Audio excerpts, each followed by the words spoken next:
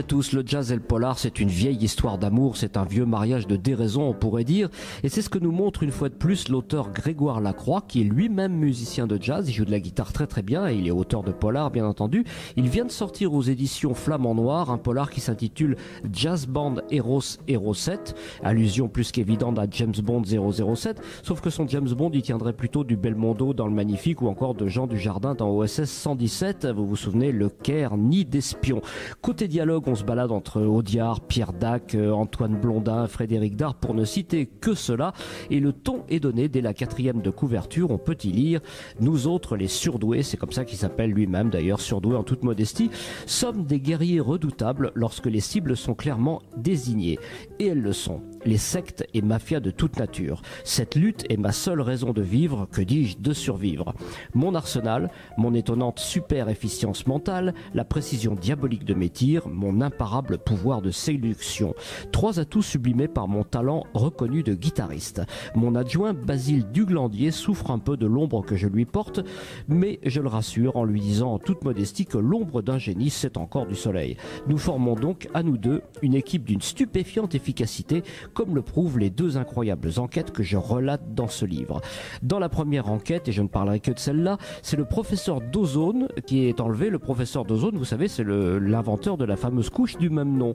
Alors on trouve des personnages tout à fait étonnants dans cette enquête, tels que justement Thérèse Curie-Canton, qui est journaliste, ou encore un batteur dont on lui fait dire que un orchestre de jazz avec un batteur, c'est comme un préservatif. En fait, c'est plus rassurant avec, mais c'est quand même mieux sans. Bon, ça, je garde ces propos pour l'auteur. Ce sont des chapitres courts qui portent des titres de standards de jazz, extraits du Real Book. Donc là aussi, on voit bien l'allusion au monde du jazz qu'en fait Grégoire Lacroix.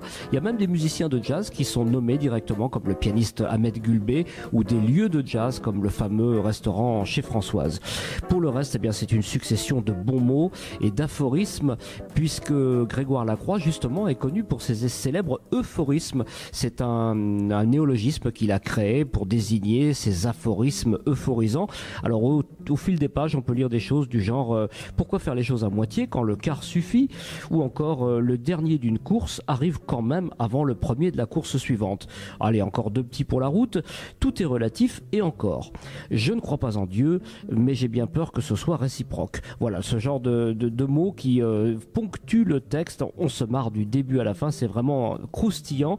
2 mots peut-être encore sur Grégoire Lacroix. Il est écrivain, journaliste, poète. Il est né en 1933.